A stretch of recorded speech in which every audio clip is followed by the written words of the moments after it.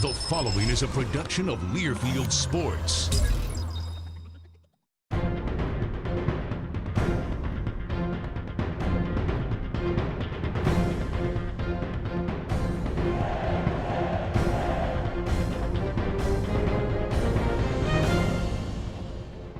The Badger Hockey Digest, presented by Charter Communications. Hi folks, welcome to the Badger Hockey Digest, brought to you by Charter Communications. I'm Brian Posick, the radio voice of Wisconsin hockey, joined by head coach Mike Eaves. Wisconsin coming off a split at Minnesota State last weekend, a 4-0 win on Friday, a 3-0 loss on Saturday. And this might be overly simplistic, Mike, but Joel Rumpel, very good on Friday. Phil Cook, Mankato's goaltender, very good on Saturday. Was that basically the storyline in Mankato? It really was. We played well enough to win both games, and on Saturday we couldn't solve the riddle of Mr. Cook in the net. And taking a look at the video from this past weekend, we had chanced him 2-1 on Saturday, and to me it reminded me of Bo Ryan's basketball. Some teams, you get the good look at shots and the ball won't fall through the hoop. And on Saturday we couldn't put the puck in the net, and we had some great chances. The kids did a really good job, and in hockey, sometimes the goaltender is the equalizer, and on Saturday, Mr. Cook was that for Mankato State. Yeah, Phil Cook had mentioned to the press after the game that one of his goals going into college was to beat Wisconsin, and he'd give up a limb to do so. And there were a few times where it looked like he let a limb fly to try to stop a puck. Well, he's a tall young goaltender, 6'3", and he was throwing out pads and arms and sticks and everything to stop the puck, and he did that. And I know it was a frustrating feeling. All of us as coaches, Shuey and Bill and I, have been at that situation where you feel you deserve a better fate, but sometimes, that goaltender can be that equalizer, and once again, Mr. Cook was that. Yeah. To get a split, though, at Mankato, a difficult place to play, I think is good for your club. The way you played, I mean, that's the encouraging part here. Not a bad start to the WCHA second half. Not at all. I mean, to get our first win on the road in the style we did, getting a shutout, and having Joel, you think about it, he played both games and only gave up 2 goals. In 2 games, so that was very positive.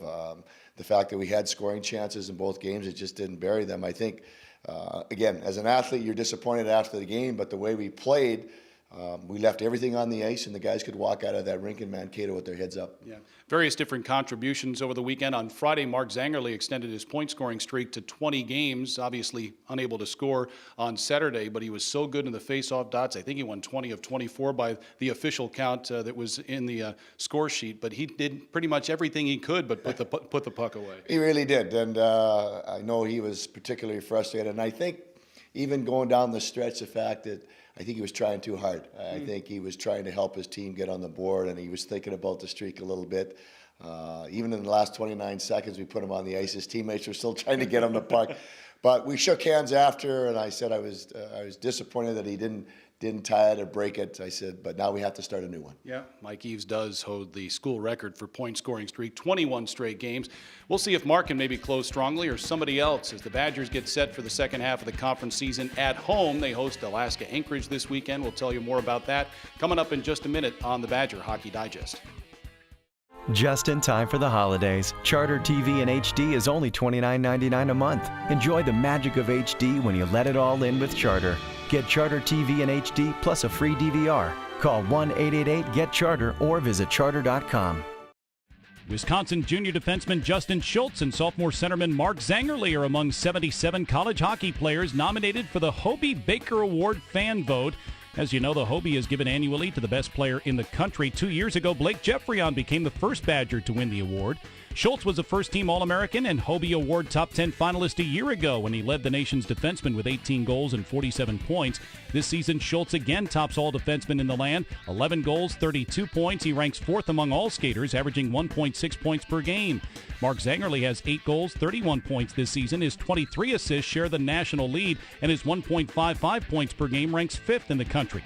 There are 3 phases to voting for the Hobey Baker Award. The first is fan balloting, which is underway now through March 4th, and you can vote at HobeyBakerAward.com. Wisconsin and Alaska-Anchorage this weekend at the Kohl Center. Before we get to this series, though, there is a chance that we could see Wisconsin hockey playing outdoors, maybe next February at Soldier Field in Chicago. There's a group in Chicago trying to put together an outdoor doubleheader featuring the Badgers, Minnesota, Miami, and Notre Dame. I know this is in the primary stages, but it's awfully fun to play outdoors, as we've seen a couple of times with your hockey program. It really is. It's an experience of a lifetime, and we had the opportunity to play up at Green Bay, at Lambeau Field, and then a couple years ago at our own football field. And at that time, I know that Coach Alvarez, after the game, there was a lot of consternation about how much work it was and whether it was worth it. He said, we want to do this every 4 years. So I know it's something that's on our list, and there's a possibility. As a coaching staff, we would love it. It's a great recruiting tool. It's a great experience for the kids, and even for our fans to just go down the road a couple hours and be outside and watch another outdoor game would be a tremendous thing. So our fingers are crossed that we can work out some of the details, and hopefully that it'll happen. Yeah, and if it does happen too, Mike, if it's Wisconsin and Minnesota, what a great way to bring exposure not only to this rivalry, but the advent of the Big Ten Hockey Conference too. No question. They could piggyback right off of that, and that'd make a great lead into the Big Ten season. So there are a lot of pluses, and I know we were pleased as a Punch that the fact that Donnie was in on this and wants to do it as well. So we're hoping the details can get worked out. Yeah, Don Lucia is Minnesota's head coach, right now in a first-place tie with Minnesota Duluth in the WCHA standings after the Bulldogs had their 17-game unbeaten streak snapped. You know, this conference is interesting. You look at the top, you look at the bottom. There's not a lot of separation, especially from anywhere from 4 all the way down to 9 or 10. No, it's a typical WCHA, and we were trying to tell our young kids that in the second half of the season, it gets harder to win. Teams are better. They're locked into their systems. It becomes more competitive.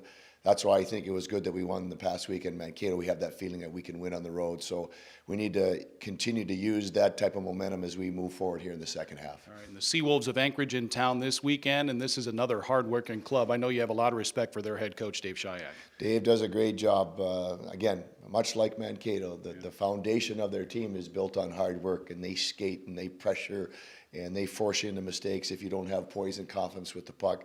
I always look forward to these weekends with them because our fans are going to see up-tempo, physical hockey, and it'll be very, very entertaining. Yep. The Badgers and the Seawolves Friday and Saturday night. Both games start at 7 o'clock. Also, the UW has introduced a Friday night ice ticket package for this Friday's game against Anchorage. Buy a ticket for $10. That's a 50% savings. You can learn more at uwbadgers.com. Thanks for watching the Badger Hockey Digest, brought to you by Charter Communications.